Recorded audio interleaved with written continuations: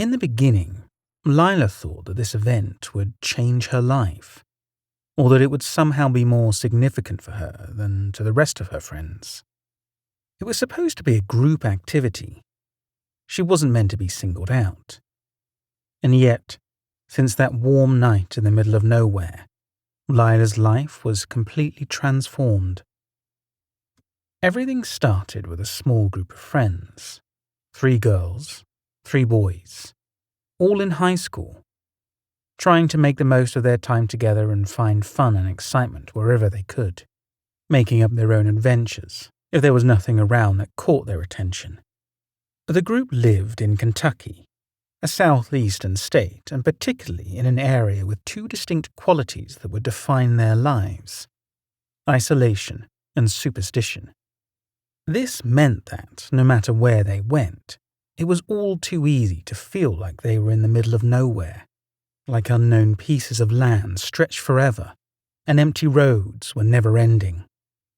And the superstitions trailed after everyone, from the stories about haunted bathrooms in their schools to spectral visitors that crawled out of abandoned mines to announce the demise of a family member.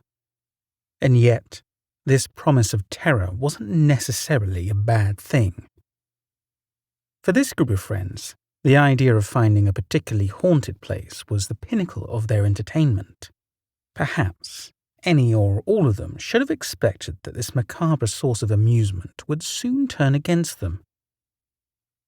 Lailah was a part of this group, even if she didn't feel like it at first. Unlike most of her friends, she wasn't born and raised in rural areas, big houses in the middle of nowhere, or even just in the state of Kentucky.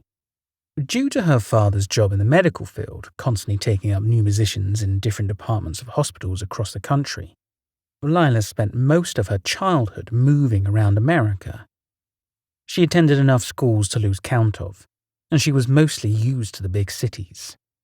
She remembered Chicago and Detroit fondly. Nothing prepared her for the culture shock of Kentucky and small-town boredom, gossip, and superstitions. But Lailah was carrying something else from childhood with her, although she avoided thinking too much about it, and she certainly didn't even consider it before diving headfirst into that one fateful night that would change her life. Lailah had some heavy baggage of her childhood with her.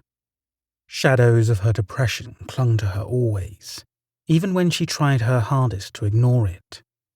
The scars from her childhood trauma were visible and exposed.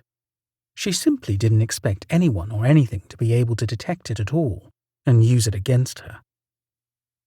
The night of the event, Lailah was staying over at one of her friends' houses.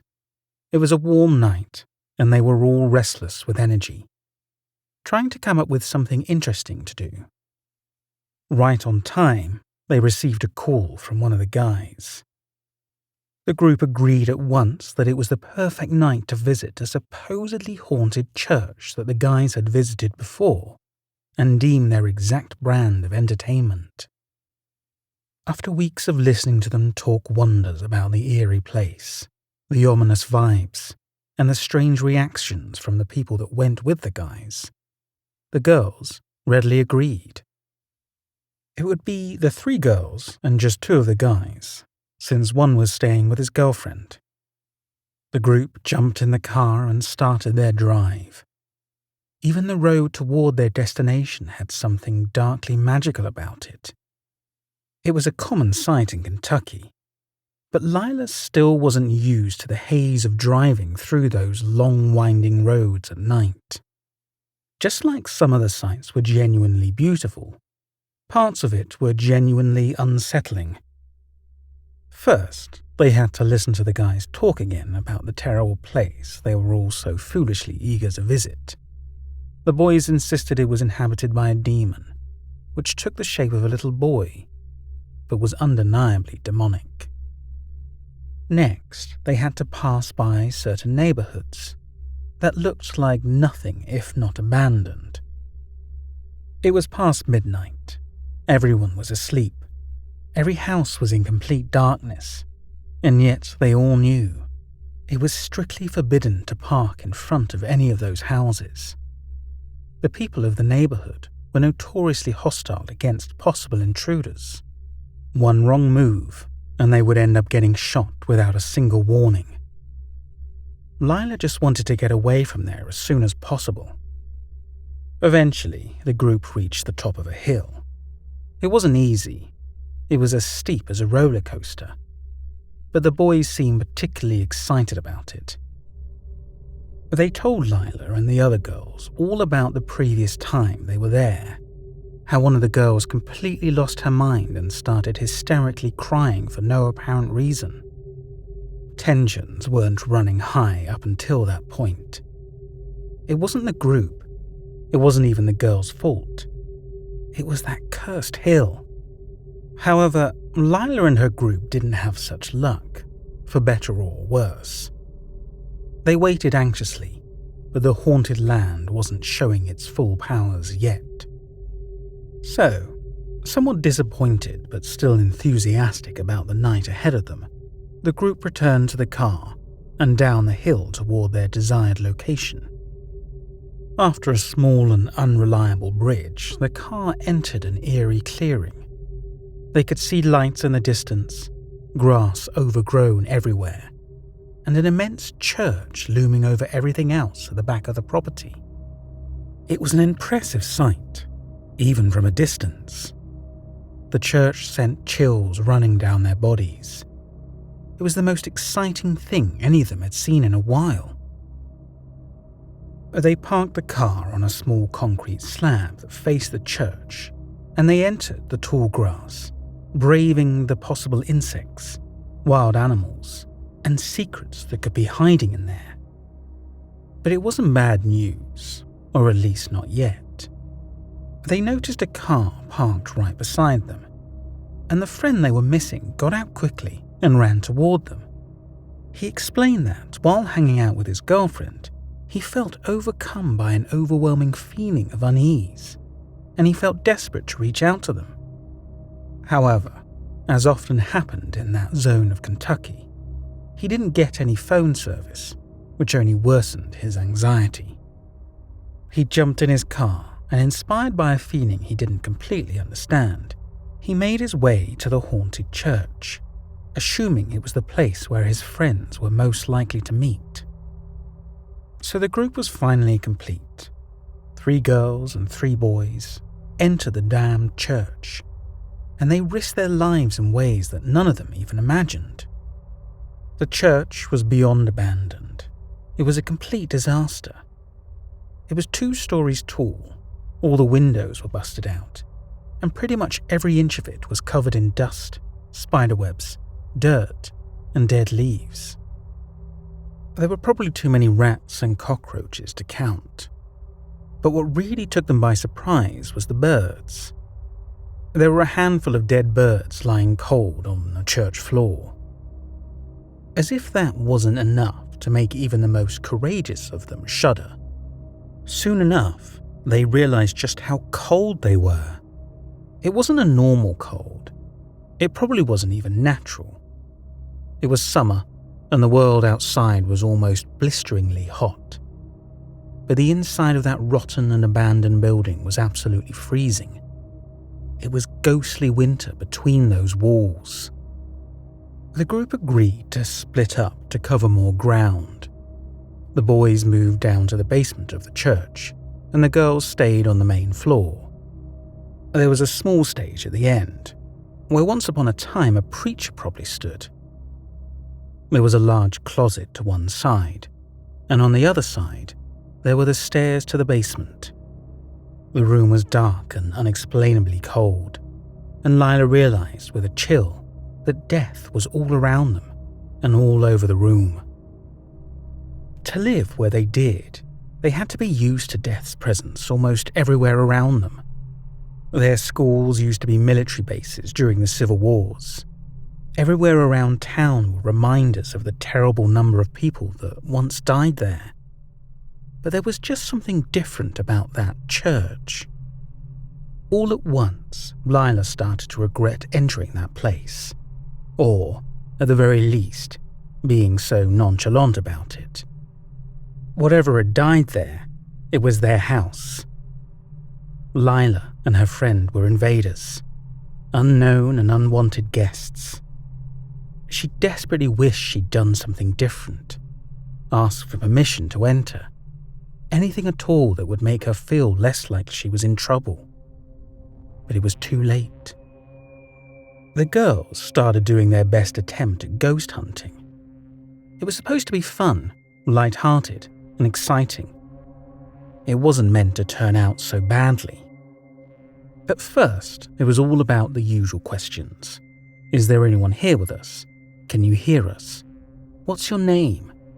Who are you? What do you want? But the girls didn't receive a single answer or a sign. It was disappointing, but not unusual. What was truly out of the ordinary was Lailah's reaction. Something inside her snapped. She completely lost control, and she felt like she had been taken over by anger. She was upset in a way that she couldn't explain. Bitter words just burst out of her.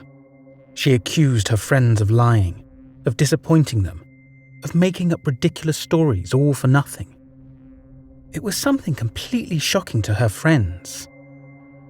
As a kid, she might have had a temper, but her reaction was completely unwarranted. All they could guess was that it wasn't Lailah's doing at all.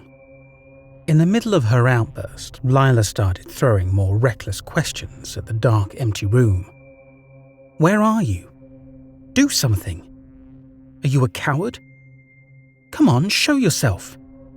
Knock on something. Come at me. She yelled and yelled until her genuinely worried friends managed to calm her down. Lailah was just regaining control of her emotions and her body when they heard it for the first time. Something, or someone, was knocking on the closet in the corner of the room. Everything changed since that moment. The girls instinctively curled up together, protecting themselves and each other with their arms as best as they could, even if all of them had a strong suspicion that there was really nothing they could do to keep each other safe from the threat knocking on the door. The girls turned to face the closet, and they heard a new sound. It was the very distinct sound of something moving over dead leaves. Something was in there with them, and it was only about to get even stranger. They were shivering, of course, because of the unusual cold and out of pure fear. But then, when they noticed their hair blowing a little, they realized there was a current of wind coming from inside the closet, as if the doors weren't leading to an empty, dirty, forgotten storage, but something much darker. If the movement from inside the closet had unsettled them, what happened next had the potential to completely break them apart. They heard a noise coming from outside the church. Those were footsteps, and not something careful or discreet. That was the undeniable sound of heavy boots stomping on the stairs towards them. Lailah and her friends gripped each other tight.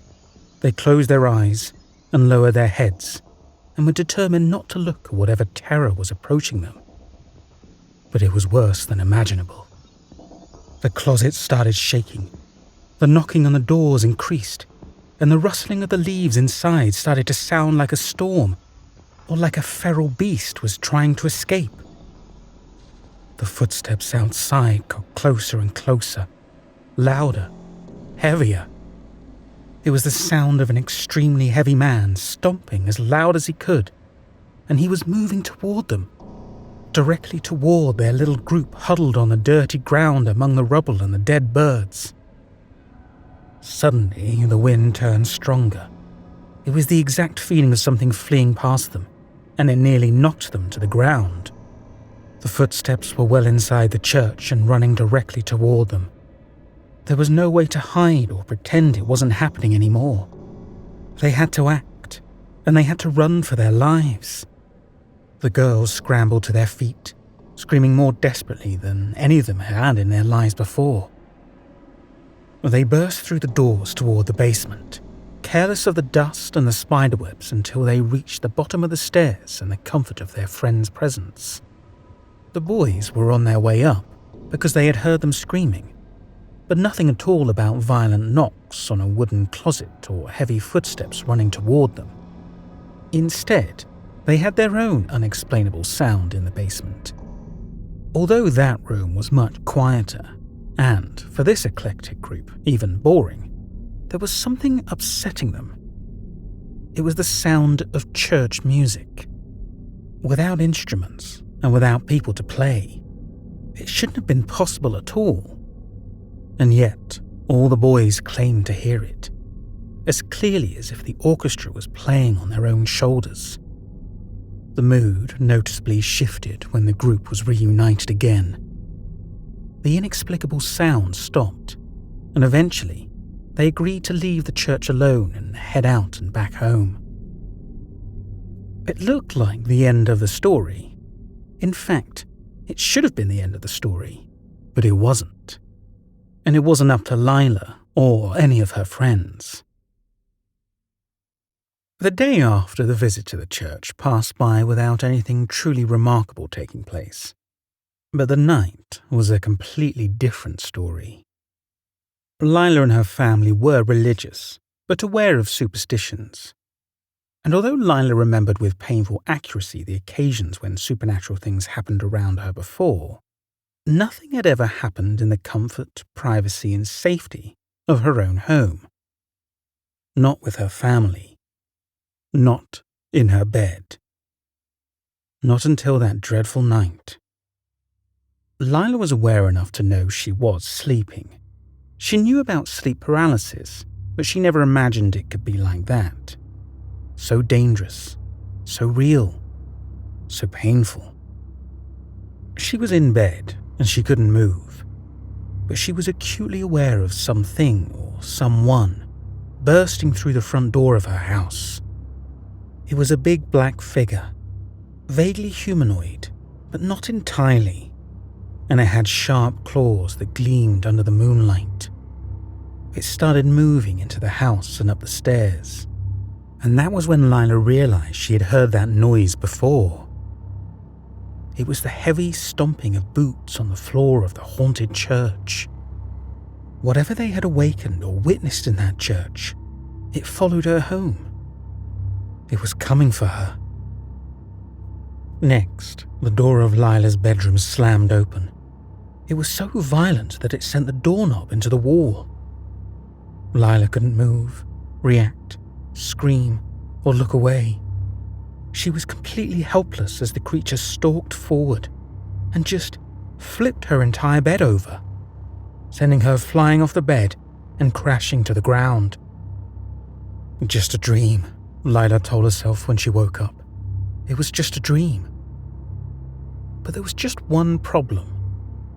It wasn't just an extremely realistic dream.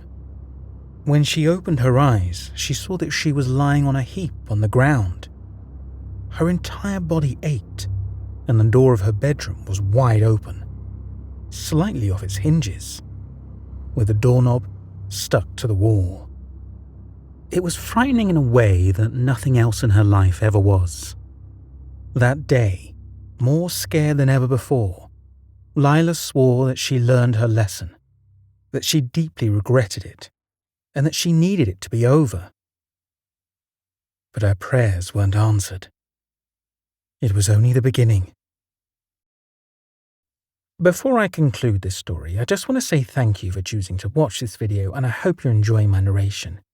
If you are, please hit the like button, and if you don't already, subscribe to my channel. Also, you can go behind the scenes of this episode and access the original recording of the interview I conducted with Lailah telling her story by joining my Patreon exclusive access tier.